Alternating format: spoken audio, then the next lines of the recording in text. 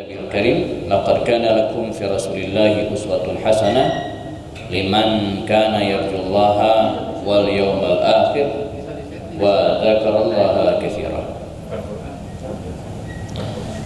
Hadirin dan hadirat para jamaah salat maghrib jelang isya Masjid Al-Hidayah rahimakumullah. Kita sama-sama bersyukur kepada Allah Subhanahu wa taala pada malam hari ini dipertemukan oleh Allah Subhanahu wa taala kembali dalam keadaan sehat di Masjid Darurat sementara ya. Ini bukan sementara, semenaun ya. Dengar-dengar 2 tahun kemungkinan akan sholat di sini ya. Insyaallah semoga diberikan kemudahan oleh Allah Subhanahu wa taala pembangunan renovasi masjid kita, renovasi besar-besaran, dan insyaallah di mana ada kemauan, insyaallah ada jalan, dan apalagi niat kita baik semua insyaallah untuk membangun rumah Allah Subhanahu wa taala ya. Baitun min buyutillah. Man bana masjidan, ya, siapa yang ikut serta membangun masjid, ya, banallahu lahu baitan fil jannah. Ya, maka Allah akan mendirikan baginya istana di surga. Karena itu marilah saya mengajak jemaah semua ya, kita terlibat ya, dalam renovasi pembangunan masjid ini, baik dengan cara mewakafkan sebagian dari harta kita. Dan saya sering sampaikan di antara cara yang paling efektif ya, mengamankan harta kita dengan cara mewakafkan. Kalau diwariskan akan jadi rebutan, hilang, habis ya. Apalagi dibelanjain makanan habis ya. Tapi kalau diwakafkan sampai berpuluh tahun, beratus tahun selagi dimanfaatkan, maka pahalanya akan mengalir. Sebagaimana wakaf dari Utsman bin Affan ya, wakaf sumur Utsman bin Affan sampai sekarang masih mengalirkan pahala dan kebaikan untuk semua. Jadi wakaf ini ya, cara yang paling bagus bagi kita untuk mengamankan harta kita. Dia tidak akan hilang ya, sampai kemudian Allah Subhanahu wa taala menghendaki ya.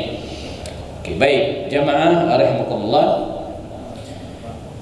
Kalau chatting saya dengan Pak Imam benar ya, maka ini adalah pertemuan atau seri yang ke-29 ya. Ini adalah seri yang ke-29 dari serial kajian sirat Nabawiyah yang kita laksanakan bahkan sebelum pandemi melanda dunia ya. Kadang sempat absen ya, seperti bulan lalu. Maka ini untuk pertama kali saya sholat di Masjid Darurat ini ya. 2 bulan lalu masih di sebelah ya. Awal Januari kemarin saya berhalangan bareng Pak Anton mudik ya, cuman mudiknya sendiri-sendiri ya. Beliau ke Prabu Muli ya, saya ke Batu Raja ya. Dapat bocoran di sana musim durian ya, dan tidak cukup dikirimin foto saja, nggak cukup ya, jadi mesti disamperin ya. Mesti didatangin ya.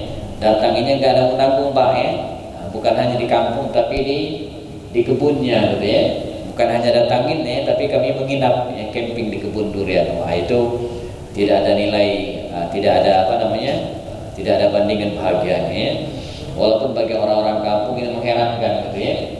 Tidur enak-enak di rumah kok malah tidur hutan gitu ya. Oke, baik jamaah rahimakumullah.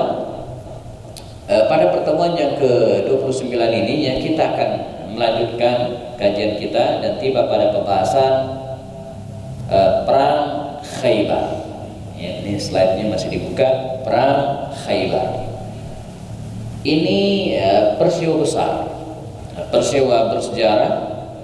Bahkan bukan hanya bagi kaum muslimin sendiri, tapi bagi orang-orang Yahudi sendiri.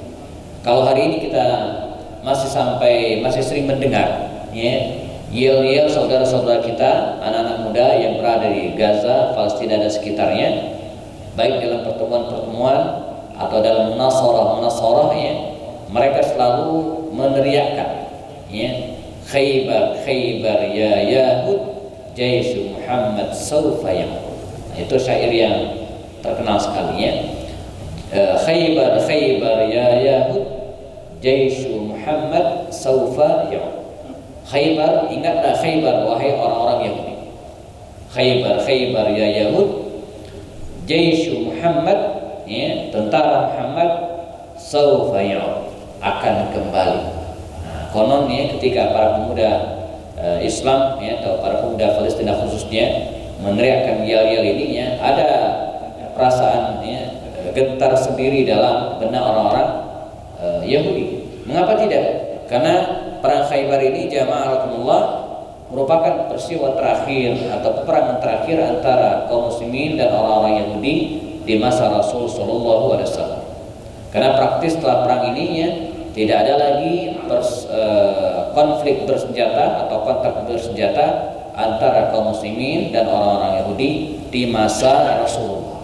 Bahkan di masa Al-Khulafa Ar-Rasyidun sekalipun tidak ada peristiwa terjadi lagi ya. Jadi ini adalah peristiwa yang bersejarah. Khaybar, apalagi hari ini ya, bumi Khaybar ya, atau tanah Khaybar pun masih ada ya, tanah Khaybar masih ada sisa-sisa benteng pertahanan Yahudi Bani Khaybar itu atau Yahudi Bani Nadir di Khaybar masih ada sampai sekarang. Memang ya, kalau kita umroh tidak ada waktu pergi ke situ ya, karena jarak antara Madinah menuju ke Khaybar itu sekitar 160 kilo, 2 jaman lebih.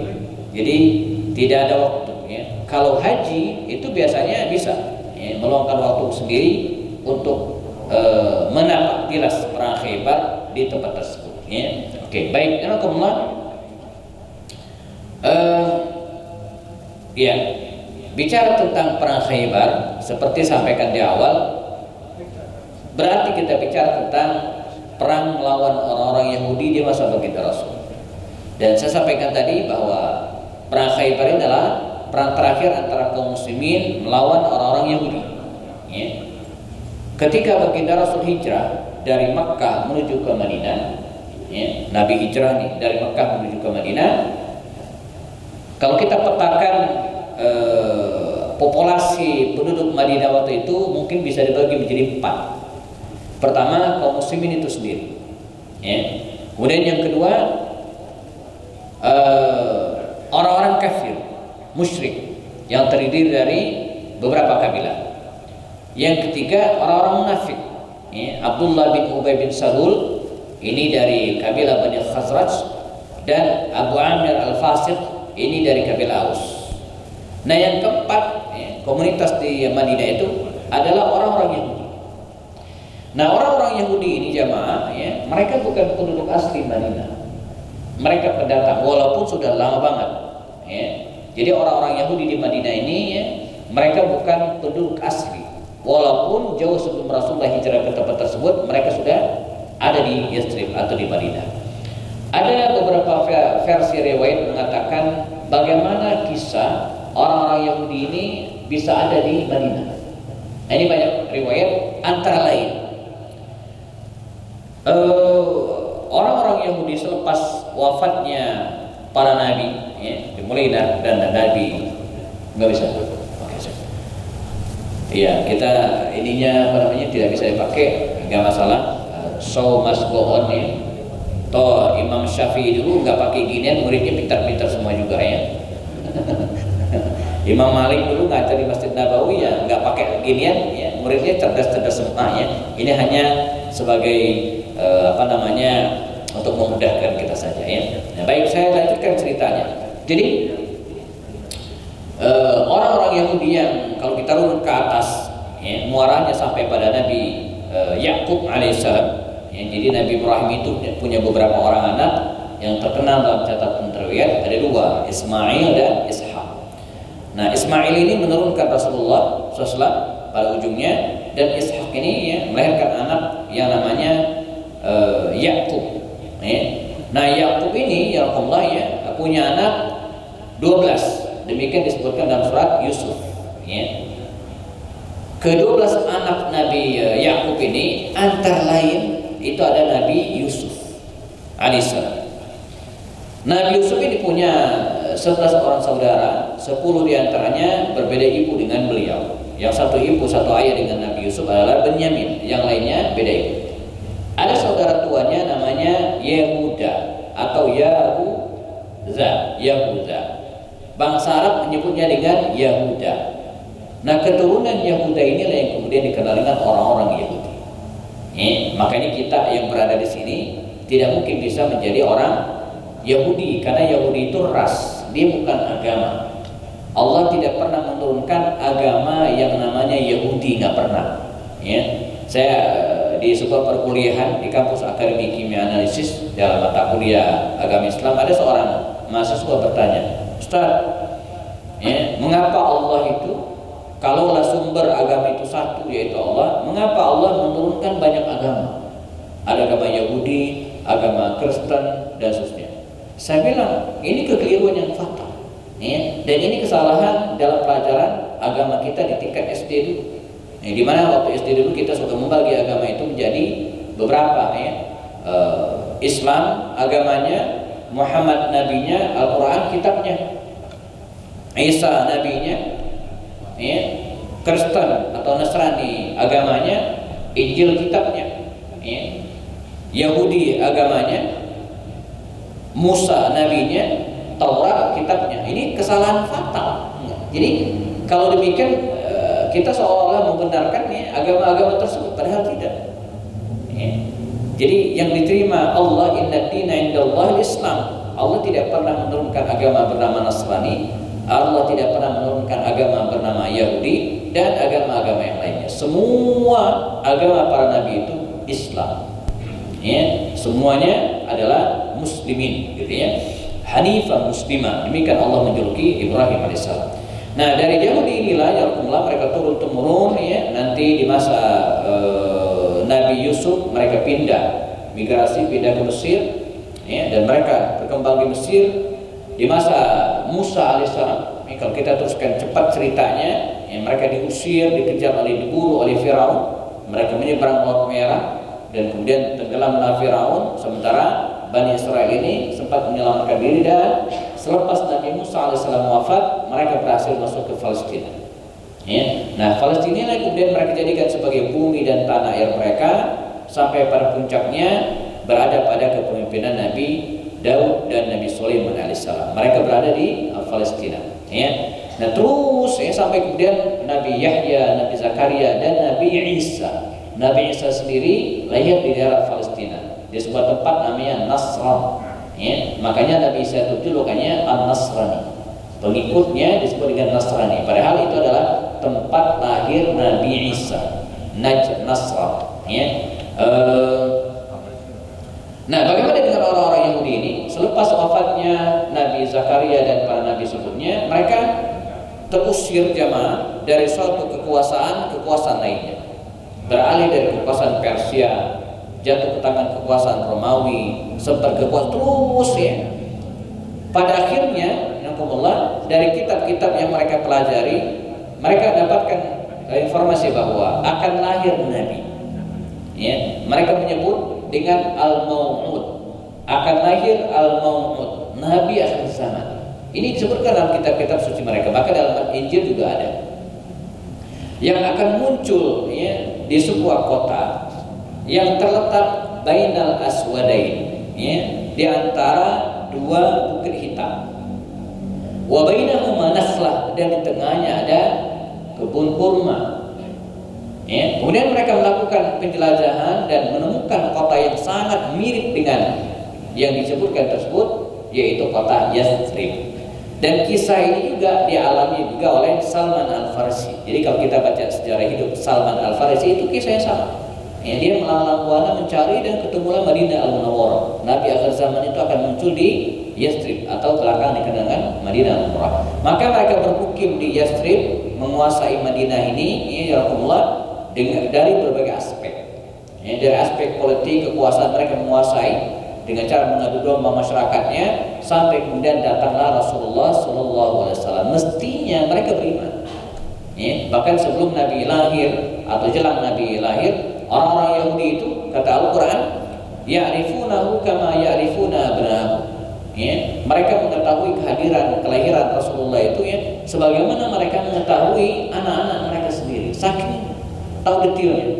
Ada seorang dari kabilah Bani Quraisyah jamaah temannya, dia datang ke Makkah dan sempat dia dicurangi atau kemudian orang Makkah itu ada yang oknum enggak semua oknum masyarakat Makkah ini enggak mau bayar, tidak mau membayar barang dagangan yang dibawa oleh Yahudi Bani Quraisyah ke Makkah ini. Alasannya karena barangnya rusak, tidak sesuai spek dan seterusnya. Apa kata orang Yahudi ini, Yahudi Bani Quraisyah ini tunggulah kalian, sanati bil mau'ud, sebentar lagi kami akan datang dengan al-mau'ud, Nabi akhir zaman, dan kami akan atau Allah akan menghancurkan kalian sebagaimana Allah menghancurkan kaum Ad dan Samud. Jadi pede banget Nabi akhir zaman itu akan muncul, tapi luar biasa. Ketika Nabi akhir zaman itu muncul, justru mereka menjadi orang yang pertama kali yang menolak karena mengetahui Nabi akhir zaman itu laisa minhum, bukan dari keturunan Yahudi, tapi dari keturunan Nabi Ismail alaihissalam. Ketika Nabi datang ke Madinah, Nabi segera berhadapan dengan orang-orang Yahudi ini. Di Madinah waktu itu ada 3 kabilah Yahudi besar, Yahudi Bani Qainuqa, Yahudi Bani Nadir, dan Yahudi Bani Quraisyah. Inilah 3 Yahudi besar di Madinah. Nabi tahu karakter orang-orang Yahudi. Dari para sahabatnya diberitahukan bagaimana orang-orang Yahudi itu kalau berjanji tidak bisa dipegang, selalu ingkar janji. Maka Nabi mengunci mereka dengan kesepakatan yang dikenal dengan piagam Madinah, Mitsaqul Madinah. Walaupun Mitsaqul Madinah ini sebenarnya bukan hanya untuk orang Yahudi, untuk mereka yang tinggal di Madinah secara umum. Poin paling penting dari piagam Madinah itu adalah siapapun dia boleh melaksanakan ibadah sesuai dengan agama dan kepercayaan masing-masing. Dan siapa yang berkhianat, maka pihak yang dikhianati boleh menjatuhkan hukuman terhadap orang-orang yang berkhianat. Dan demikianlah karakter orang-orang Yahudi jamaah. Setelah perang Badar, kemenangan kaum muslim dalam perang Badar ini menimbulkan rasa benci dari orang-orang Yahudi. Mereka tidak senang dengan kekompakan kaum muslimin. Mereka tertawa bersama, ngopi bareng. Mereka benci banget. Nah, salah satu kabilah yang sangat membenci kondisi tersebut adalah kabilah Bani Qainuqa. Maka salah seorang di antara mereka nyamperin kaum muslimin yang sedang duduk-duduk santai, ketawa-ketawa, penuh dengan kerukunan dan kedamaian. Maka dia masuk dan kemudian memprovokasi, menghidupkan fitnah-fitnah dulu yang sempat mereka membuat mereka bertengkar. Dulu sebelum Nabi hijrah ke Madinah, orang-orang Ansar ini sempat perang saudara yang dikenal dengan perang Bu'ath. Hampir saja jamaah kaum muslimin termakan provokasi tersebut. Bahkan dikisahkan kalau kita baca kitab-kitab tafsirnya, mereka ada yang sudah ngelepas patu, ada yang udah mau ngambil senjata gitu kan, diadu domba oleh Yahudi ini, Bani Qainuqa ini gitu kan. Dan tujuannya memang begitu, divide et impera, pecah belah, adu domba, dan dengan demikian mereka bisa menjajah. Untunglah Rasulullah segera datang. Mahbikum, kata Rasul, gimana kalian ini saya kan masih di antara kalian kok bisa berantem. Mereka menyesal, lalu turunlah firman Allah Subhanahu wa taala dalam surah Ali Imran, wa'tasimu bihablillahi jami'an wa la tafarraqu. Berpegang teguhlah kalian kepada agama Allah, tali Allah, wa la tafarraqu. Dan ini pengkhianatan pertama. Pengkhianatan kedua, Bani Qainuqa ini mempermalukan seorang muslimah Arab. Ketika muslimah ini sedang berbelanja di sebuah warung, maka diam-diam salah seorang di antara mereka mengaitkan semacam peniti atau pancing yang dihubungkan dengan sebuah ikat dengan talinya ke pakaian wanita ini di bawah. Begitu wanita muslimah ini jalan, maka tersingkaplah aurat. Ini benar-benar luar biasa gitu kan. Nah, apa yang dilakukan oleh Yahudi Bani Qainuqa ini tidak mungkin dibiarkan. Maka Nabi segera mendatangi mereka untuk menyelesaikan masalah ini, dan pada akhirnya mereka diperangi. Sebagian melarikan diri ke Syam, sebagian ke Khaybar, dan mereka nyah dari kota Madinah al-Munawwarah. Ini nasib Yahudi Bani Qainuqa. Selanjutnya setelah perang Uhud tahun keempat, sekitar tahun keempat Hijriah, setelah perang Uhud tahun ketiga, yang berkhianat adalah Yahudi Bani Nadir. Tadi Bani Qainuqa, sekarang Bani Nadir. Apa pengkhianatan mereka? Fatal. Saat baginda Rasul dengan beberapa orang sahabatnya mendatangi markas benteng Yahudi Bani Nadir, maka diam-diam beberapa orang di antara mereka yang menyiapkan batu gede dari atas benteng dan siap dorong dan dilemparkan ke kepala Rasul Sallallahu Alaihi Wasallam. Ini pengkhianatan tingkat tinggi, ingin membunuh Rasulullah. Maka Nabi rapat dengan para sahabatnya dan kemudian mendatangi mereka, maunya apa? Pengennya apa gitu ya, kata Rasulullah. Pada akhirnya dengan segala kepengecutan mereka menerima keputusan Rasulullah meninggalkan Madinah. Kata Rasul, silakan kalian tinggalkan Madinah Al-Munawwarah. Kalian telah berkhianat. Tinggalkan Madinah Al-Munawwarah, waktunya 3 hari. Dan pada hari ketiga Bani Nadir meninggalkan Madinah Al-Munawwarah, melarikan diri ke Khaybar. Nah, ini lanjutannya ya. Jadi mereka meninggalkan Madinah dan bermukim di luar kota Madinah di sebuah bebukitan bernama Khaybar. Yahudi Bani Quraisyah terakhir, ya, mereka berkhianat pada saat perang Khandaq tahun kelima di bulan Syawal. Pengkhianatan mereka pernah kita bahas, ya, di mana pasukan Ahzab, pasukan sekutu 10.000 tentara ingin menyerbu Madinah dan mereka terhalang oleh Khandaq yang dibuat oleh Rasulullah. Parit atas usul Salman Al-Farisi pernah kita ceritakan, orang Yahudi Bani Quraisyah berada bermukim di bagian selatan kota Madinah dan mereka mengkhianati Rasulullah, bersekutu dengan pasukan Ahzab dan siap gitu ya membuka benteng dan mempersilahkan musuh masuk dari arah selatan. Ini pengkhianatan parah sekali, luar biasa ya. Kalau berhasil habis kaum muslimin, karena kaum muslimin jumlahnya cuma 3.000 orang, sementara pasukan musuh lebih dari 10.000 tentara, habis kaum muslimin. Allah menggagalkan rencana tersebut ya, lewat seorang anak muda bernama Nu'aim bin Mas'ud Al-Ghatafani, dan mereka berhasil atau dia berhasil memecah belah pasukan tersebut. Nah, kegagalan ini tidak kemudian membuat kaum muslimin tenang. Maka usai perang Khandaq, Rasulullah mendatangi Bani Quraisyah dan menyelesaikan mereka. Tinggal satu lagi, Yahudi Bani Nadir yang ada di Khaybar. Keberadaan Yahudi Bani Nadir di Khaybar ini, jazakumullah, ibarat api dalam sekam. Ya. Api dalam sekam itu enggak kelihatan. Kalaupun ada asapnya dikit, tapi kalau dibiarkan akan membakar. Ya. Bahkan saya tahu persisnya api dalam sekam ini ya, karena bapak saya itu ya bukan dulu sampai sekarang petani. Dia mengelola hasil pertaniannya sendiri, padi ditumbuk sendiri waktu itu. Nah, sekam atau kemudian kulit padi itu kan disebut dengan sekam, itu ditumpuk Pak, dan kemudian dibakar, ya, dan kemudian ditimbun. Yang keluar cuma asapnya dikit, walaupun semalam hujan turun, ya, walaupun nggak deras banget gitu kan, turun hujan, itu api yang di dalam sekam itu nggak ada. Ya, dia terus membakar, apalagi dibuka dikit dan bisa menghabiskan sekam tersebut.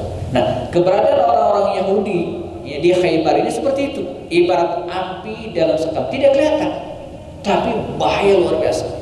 Bahkan mereka lah yang menginisiasi, memprovokasi ya, pasukan Ahzab untuk menyerang Madinah dalam perang Ahzab. Pernah kita bahas sebelumnya.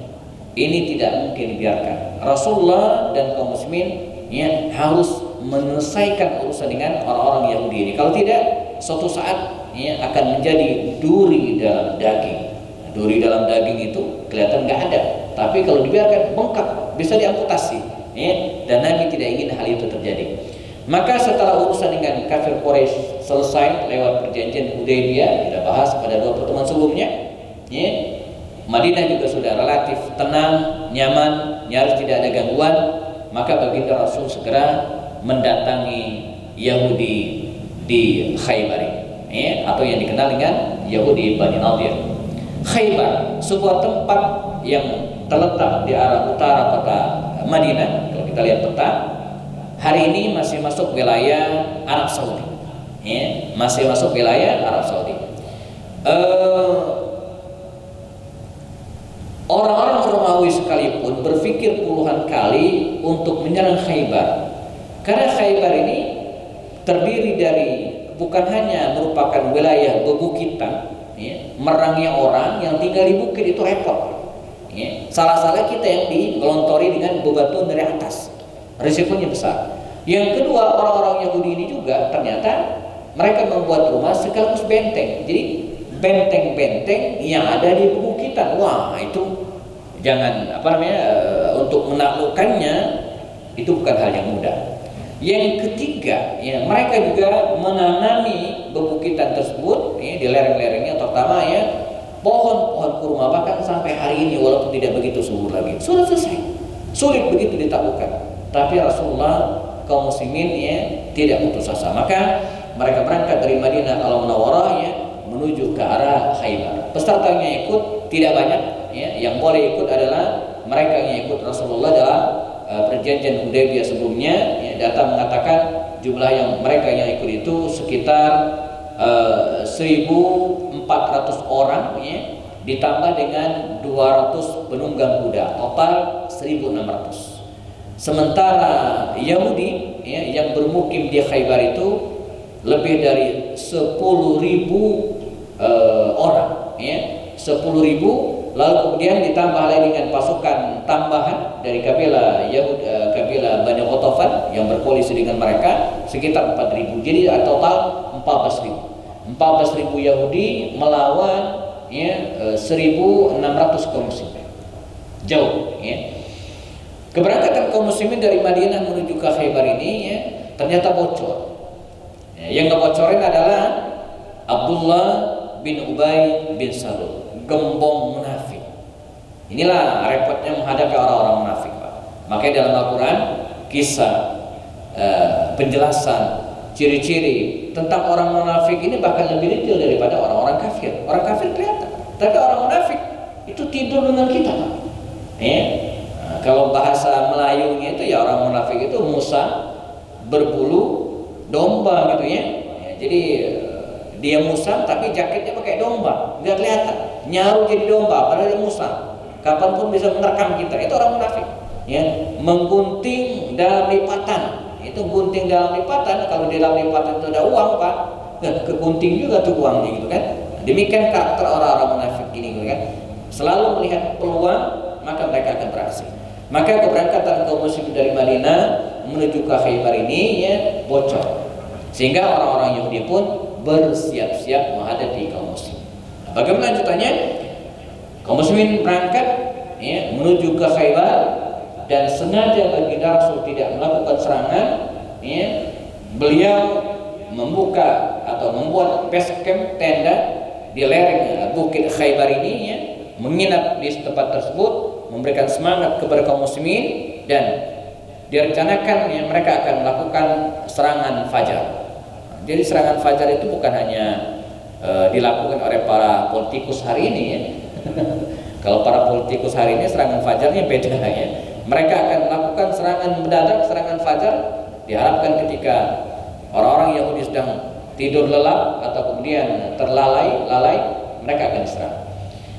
Pada subuh ya, Nabi siap-siap berangkat. Ada kisah menarik. Ketika Nabi sedang menyiapkan pasukannya, beliau menemukan seorang penggembala. Ya, Al-Aswad, demikian dalam kitab Sirah Ibnu Hisham dikatakan. Ini punya cerita khusus dan punya inspirasi luar biasa. Maka didekati oleh baginda Rasul ya, dan kemudian diajak ya, masuk Islam. Waslama, dan penggembala kambing ini ya, Al-Aswad ini masuk Islam. Dia bukan orang Yahudi, tapi dia menggembalakan ternak milik orang Yahudi ya. Jadi pada subuh dia masuk Islam, ikut perang bersama Rasul Sallallahu Alaihi Wasallam. Pada hari pertama peperangan tersebut ya, terjadi sebelum zuhur, mereka menghentikan serangan. Di antara sekian banyak yang syahid, sedikit pada waktu itu ya, tergeletaklah penggembala ternak yang baru masuk Islam pada subuh tadi. Dia termasuk di antara mereka yang ya, syahid ya. Maka para sahabat segera menggotong dan kemudian dimakamkan sebagian para sahabat tersebut ya. Ketika menggotong Al-Aswad ini, penggembala kambing yang masuk Islam pada subuh tadi, coba diangkat. Seketika baginda Rasul memalingkan wajah, seperti malu ya, melihat sesuatu. Para sahabat heran, "Mabika ya Rasulullah? Ada apa ya Rasulullah? Ya, ada apa yang kau lihat? Demikian kira-kira. Kata Rasulullah, ya, saya melihat dua bidadari surga sedang menjemputnya. Luar biasa. Masuk Islam ba'da subuh, meninggal sebelum zuhur. Artinya tak pernah atau belum sempat melaksanakan sholat sama sekali, sholat waktu. Tapi kata Rasulullah, dia sekarang sedang dijemput oleh dua bidadari surga. Artinya dia masuk surga. Nah, ini disebut dengan husnul khatimah atau happy ending, ya. Happy ending. Mungkin itu tujuan orang tua saya dulu menamakan anaknya dengan happy ending. Maksudnya happy ending barangkali, ya. Berakhir yang baik, husnul khatimah. Ya, makanya para ulama menegaskan bahwa Allah memasukkan kita ke dalam surga itu bukan hanya banyaknya amal kita. Kalau banyak-banyakan amal, ya kita kalah jauh dengan umat Nabi Nuh. Toh hidup mereka 1000 tahun, kita cuma berapa puluh tahun gitu kan. Tapi yang masukkan kita ke dalam surga adalah rahmat dari Allah Subhanahu wa taala. Hanya saja salah satu cara mendapatkan rahmat Allah itu dengan cara beribadah. Ya, itu salah satunya. Maka kaum muslimin, ya, berangkat menuju ke atas Khaybar, dan sebelum berangkat pada malam harinya baginda Rasul sempat mengumumkan besok hari, kata Rasulnya, keesokan pagi saya akan memberikan bendera perang sebagai panglima perang dari teknis, ya, pemberangkatan perangnya. Saya akan serahkan bendera ini kepada seseorang yang, ya, mencintai Allah dan Rasulnya, dan Allah dan Rasulnya pun mencintainya. Ya, kebayang. Jadi seperti ini, Mbak Aisyah diumumkan Rasulnya, ini bendera perang saya akan serahkan besok kepada seorang laki-laki yang, ya, mencintai Allah dan Rasulnya, dan Allah dan Rasulnya mencintainya. Coba, siapa yang tidak kepengen mendapatkan penghormatan seperti itu? Maka para sahabat, ya, sangat berharap amanah itu jatuh kepada dirinya. Bahkan saya di Umar bin Khattab, kalau bahasa politik hari ini, ya, nyamperin Rasulullah, ya. Jadi berharap banget dia yang diberikan bendera itu. Tapi ternyata tidak. Keesokan harinya baginda Rasul memberikan bendera tersebut kepada Sayyidina Ali bin Abi Thalib radhiyallahu anhu. Maka Ali lah yang memimpin perang, ya, secara teknis di lapangan untuk melakukan benteng-benteng Khaybar. Khaybar ini jamaah seperti sampaikan tadi terdiri dari beberapa bukit, terdiri dari bukitan, dan secara umumnya bisa dibagi menjadi dua wilayah. Wilayah pertama ini terdiri dari 5 benteng kokoh. Pada wilayah kedua terdiri dari 3 benteng kokoh. Jadi kaum muslimin yang menaklukkan Khaybar ini persis seperti Belanda dulu menaklukkan perjuangan Tuanku Imam Bonjol di Sumatera. Kita ingat, ya, mereka punya strategi yang disebut dengan strategi benteng sel-sel.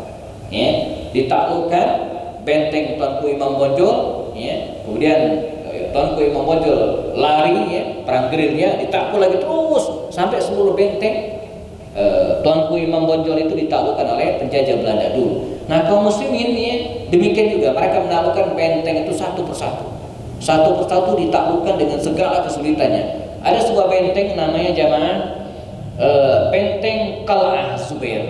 Benteng Qal'ah Zubair ini benteng ketiga yang mereka taklukkan. Ini, wah, mereka 3 hari 3 malam, ya, menaklukkan benteng ini. Jadi berperang melawan orang Yahudi ini begini, Pak. Jadi bukan di lapangan gitu kan. Ini kaum muslimin, ini orang Yahudi, enggak. Ya. Itu perang melawan orang-orang kafir Quraisy, gentleman di lapangan. Melawan orang-orang Yahudi itu enggak, Pak. Kita atau kaum muslimin harus melawan mereka, ya, dari dalam benteng. Bayangin, sulit minta ampun. Begitu orang Yahudi. Maka dalam Al-Quran ketika bicara tentang karakter orang Yahudi ini, dalam surat Al-Hasyr, Allah SWT mengabadikan, la yuqatilunakum jami'an illa fi quram hasanatin aw min wara'i judur. Itu gambaran dari Allah bagaimana karakter orang Yahudi ini. La yuqatilunakum jami'an illa fi quram hasanah. Orang-orang Yahudi itu tidak pernah memerangi kalian illa fi quram hasanah, kecuali dari kampung atau wilayah benteng muhassanah. Ya, Qura itu kan Korea, sebuah wilayah, sebuah komplek muhassanah yang berbenteng. Ya, au min wara'i judur, atau melawan kaum muslimin dari balik dinding. Jadi nggak pernah di lapangan ketemu, enggak, sampai hari ini. Ya, mereka melawan pejuang-pejuang Palestina itu ya dari dalam tank-tank mereka. Kalau sekarang sudah ada tank gitu kan, sementara yang mereka lawan ada anak-anak kecil menggunakan ketapel. Jadi dengan ketapel aja mereka takut gitu kan. Bahkan ada dulu salah seorang Palestina yang pernah ke Indonesia ya, Syekh Adnan Arrantis ya, yang orang lapangan tahu terus dia cerita ya. Kadang kita suka ngerjain orang-orang Yahudi itu ya, kita takut-takutin aja, padahal nggak beneran, mereka kabur gitu kan, mereka melarikan diri. Kita ditunjukin videonya waktu itu ya. Nah jadi Rasulullah dan kaum muslimin ya menghadapi orang-orang seperti ini jamaah Allah ya, begitu sulit dan luar biasa. Nah, benteng Qal Az-Zubair tadi diceritakan di benteng ketiga, mereka mengepung selama 3 hari dan mereka tidak keluar dari tempat tersebut ya, bahkan dengan penuh kelicikan sesekali mereka melemparkan anak panah ke arah kaum muslimin, melemparkan tombak ke arah kaum muslimin ya. Maka ya Rasulullah dan kaum muslimin mencari cara bagaimana menaklukkan benteng ini dan ketemu ditelusuri oleh Ali bin Abi Thalib ya. Kata Ali bin Abi Thalib memutuskan, kita putuskan ya sumber kehidupan mereka, air. Nah, jadi dari atas perbukitan itu mereka membuat saluran ya, dan masuk sumber air tersebut ke dalam benteng mereka. Nah ini kita putusin, kata Ali bin Abi Thalib, dan diputuskanlah disimpan ke lain ya, sehingga selama 3 hari mereka ya tidak ada air. Sudah ibarat warga Bukit Cemanggu City ya, PDAM-nya mati, kelimpungan tuh. Nah, cuman sekarang lebih baik PDAM-nya putus atau nggak ada sinyal, pilih mana Pak? Banyak yang kelimpungan justru ketika sinyalnya atau kuotanya habis ya. Jadi lebih baik kekurangan air daripada kehilangan kuota atau kehabisan kuota ya. Nah jadi diputuskan, akhirnya apa? Mereka tidak bisa berkutik. Dan keesokan harinya pada hari keempat tidak ada pilihan bagi mereka kecuali keluar dan kemudian menyerahkan diri. Demikian juga benteng-benteng berikutnya ya, setelah kaum muslimin berhasil menaklukkan kelima benteng tersebut, Ali bin Abi Thalib membawa kaum muslimin untuk menaklukkan bentengnya berikutnya, 3 benteng berikutnya, dan tanpa kesulitan akhirnya 8 benteng tersebut ya berada dalam kekuasaan kaum muslimin dan orang-orang Yahudi pun menyerahkan diri. Ya, maka Nabi mengumpulkan mereka, menemui para tokoh mereka dan dibuat kesepakatan mereka menyerah ya, betul-betul menyerahkan diri mereka sehingga bumi Khaybar yang luas itu ya, menjadi milik kaum muslimin sebagai harta rampasan perang. Karena kaum muslimin tidak mungkin menggarapnya sendiri ya, lokasi jauh dari negeri Makkah, dari negeri Madinah, maka Rasulullah menyerahkan kembali bumi Khaybar tersebut kepada orang-orang Yahudi ini dengan akad mereka adalah pekerja. Bumi tersebut milik kaum muslimin dan mereka hanyalah pekerja. Dengan akadnya apa? Bagi hasil. Bagi 2. Separuh untuk kaum muslimin hasilnya dan separuh untuk orang-orang Yahudi.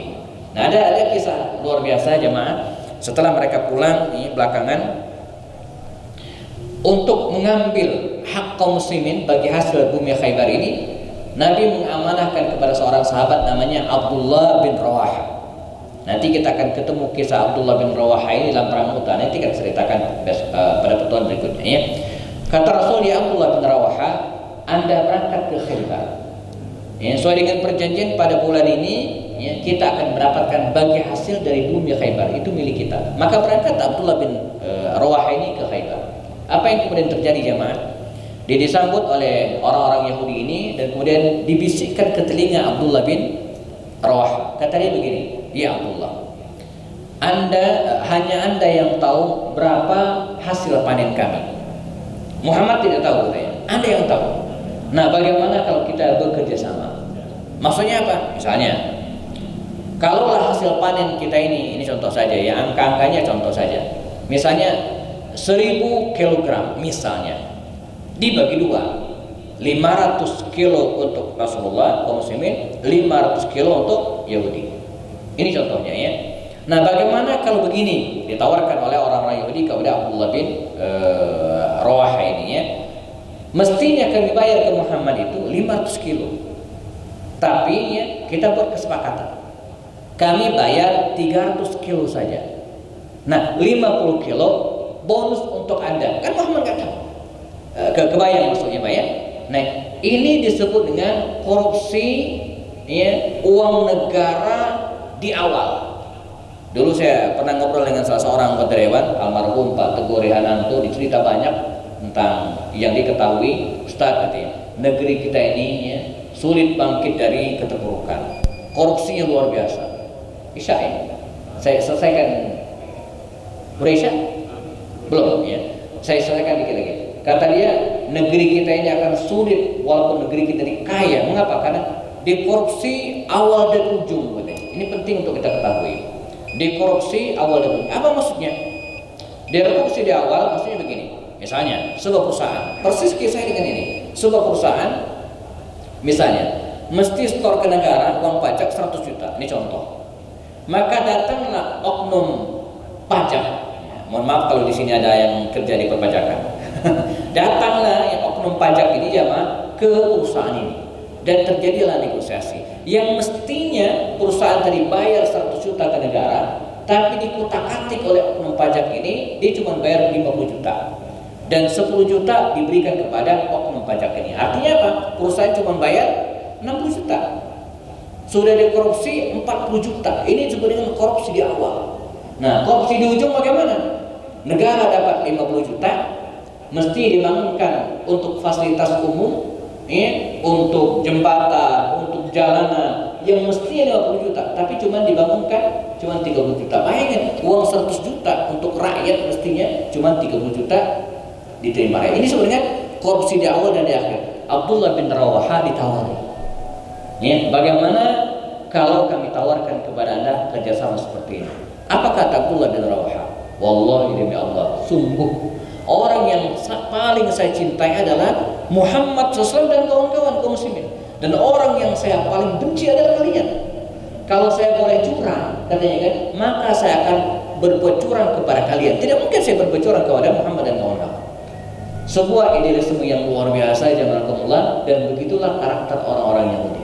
Selalu mencari peluang gitu kan, ya, untuk melakukan kecurangan. Dan pada akhirnya kaum muslimin berhasil melakukan Khaybar ini. Alhamdulillah, Aisyah menuturkan kami tidak pernah menikmati hasil yang luar biasa, kenikmatan yang luar biasa kecuali pada perang Khaybar. Mereka mendapatkan harta rampasan yang sangat banyak, dan itu menjadi kisah terakhir tahunya orang-orang Yahudi di masa Rasulullah. Ya. Sebagai penutup, karena sudah masuk Isya, ya Allah, pada selepas perang ini juga salah seorang tawanan perang bernama Sofiyah binti Huyai yang merupakan putri dari Huyai bin Akhtab, ya, ditawan dan kemudian ditawari oleh Rasul untuk masuk Islam. Dia pun masuk Islam dan belakangan menjadi istri Rasul sallallahu alaihi wasallam. Namanya Safiyah binti Huyai, ya, dan belakangan menjadi ummul mukminin, menjadi istri Rasul yang taat, ya, dan kemudian banyak mewarnainya kisah-kisah dalam kehidupan Rasul sallallahu alaihi wasallam,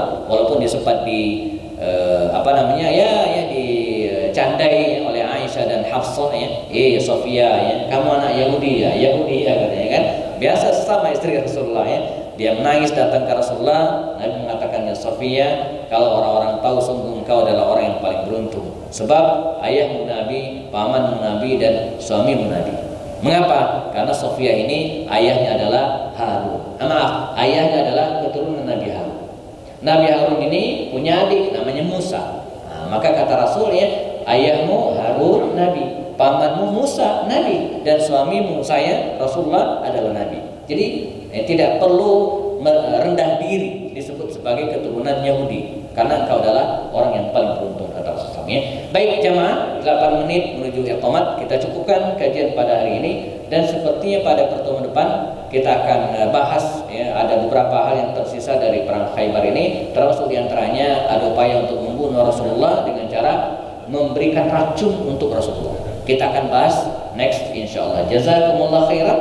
Kita siap-siap melaksanakan sholat isya berjamaah, dan yang sudah batal wudhunya silakan bersiap-siap. Sempurnakan dengan kafaratul majlis. Subhanakallahumma wa bihamdika asyhadu an la ilaha illa anta astaghfiruka wa atubu ilaik. Wal 'afwu minkum. Assalamualaikum warahmatullahi wabarakatuh.